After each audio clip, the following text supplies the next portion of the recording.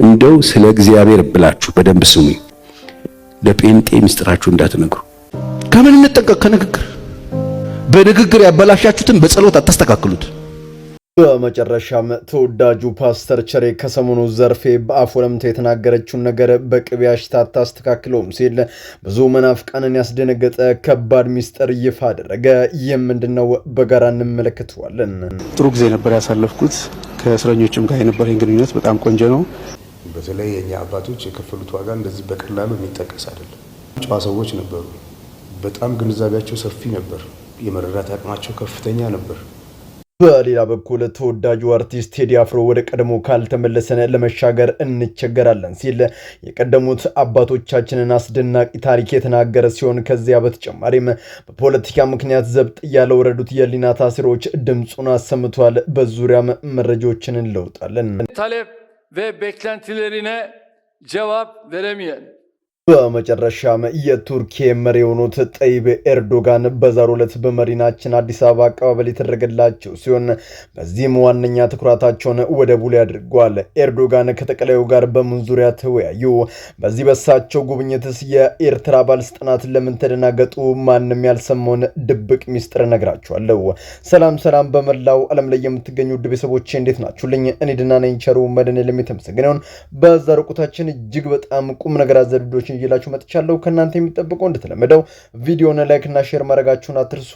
ዳይ ወደለት ቪዲዮ President His Highness Sheikh Mohammed bin Zayed Al Nahyan said on X today, I extend my best wishes to all those celebrating Orthodox in the UAE and around the world.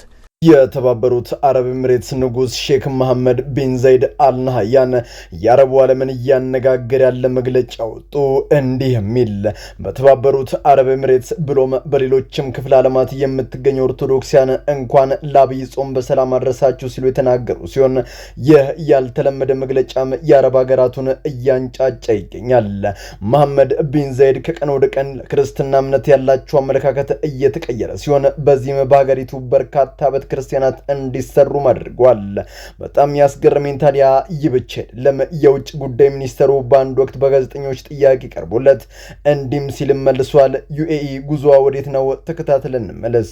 I just want to make sure you get it right.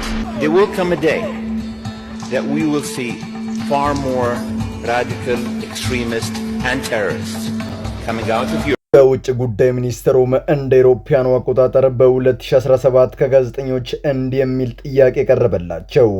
ዩኤኢ ከዕለት ወደ ዕለት ለክርስቲያኖች ያላትን አያያዝ ከሌሎች አረብ ሀገራት በበለጠ እያሻሻለች ነው።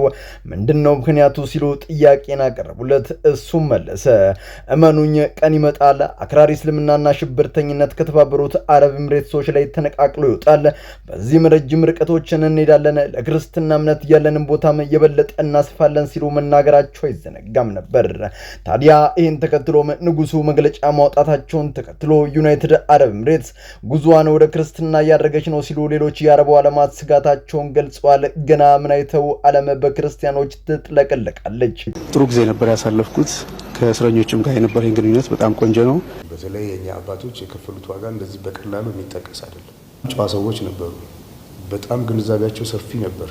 የመረዳት አቅማቸው ከፍተኛ ነበር። ከምንም በላይ ግጭቶችን አስወግደን በይቅርታና በምህረት በፍቅር በአንድነት ተወዳጁ ድምፃዊ ቴዲ አፍሮ የኋላው ከሌለ የለም የፊቱ ሲል የተናገረ ሲሆን በዚህም ባለፉት በርካታ ዓመታት የነበሩትን አባቶቻችንን ትልቅ የማይናወጥ አቅም ያላቸው የጥበብ ሰዎች ሲል አሞካሽቷቸዋል።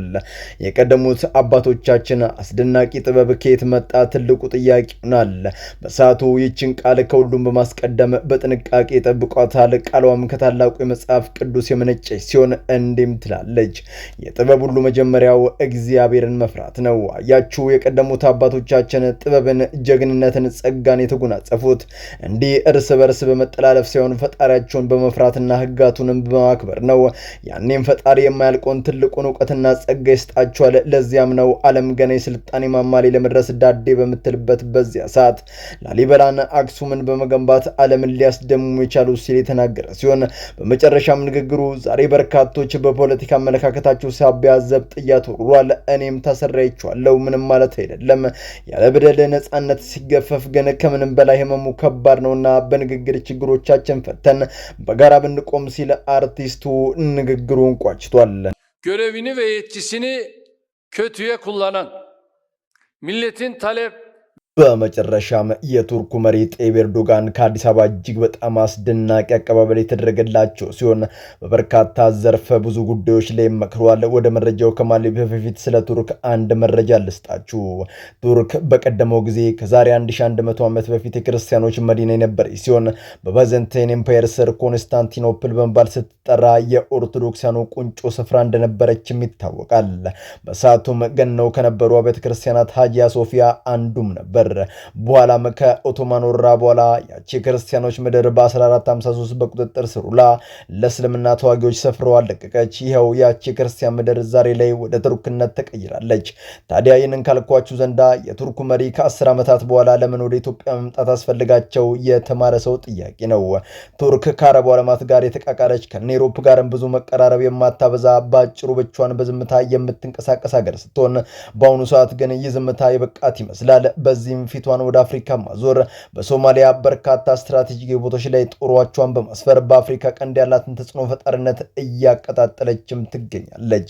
በዚህም በዛሬው ዕለት ከሀገራችን ጠቅላይ ሚኒስትር ጋር የመከሩ ሲሆን በዚህም ቱርክ 130 ሚሊዮን ሕዝብ በላይ ያላት ሀገር ከወደብ ተዘግታ መቀመጥ አለባት ብላ እንደማታምንና አስፈላጊውን ሎጂስቲክ በማሟላት ለወደቡ የሚደረገው እንቅስቃሴ በከፍተኛ ሁኔታ እንደምትደግፍ በጣይብ ኤርዶጋን አማካኝነት ሀሳቧን ገልጻለች። በዚህም ታዲያ የኤርትራ ባለስልጣናት ከፍተኛ ድንጋጤ ውስጥ የገቡ ሲሆን ኢትዮጵያ በዲፕሎማሲያዊ ኤርትራን ጥላት መሄዷን በርካታ ዓለም አቀፍ ሚዲያዎች በመዘገብ ላይ ይገኛሉ። ለጴንጤ ምስጢራችሁ እንዳትነግሩ ነው። እኔ አሁን ጴንጤዎች በጣም ተጠንቀቁ።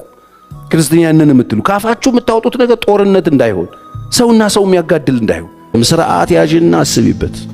ከምን እንጠንቀቅ? ከንግግር በንግግር ያበላሻችሁትን በጸሎት አታስተካክሉት።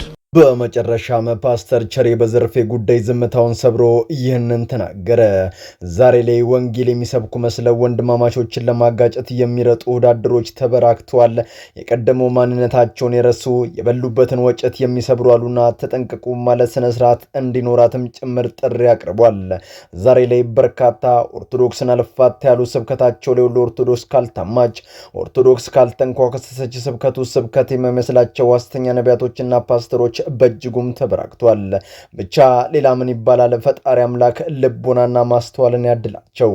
በመላው ዓለም ላይ የምትገኙ ውድ ቤተሰቦቼ ለዛሬ እናንተን ያስተምራሉ፣ ይጠቅማሉ፣ መረጃ ምናሉ ብዬ ያሰብኳቸውን ቪዲዮዎች በዚህ መልኩ አቀርብኩላችሁ።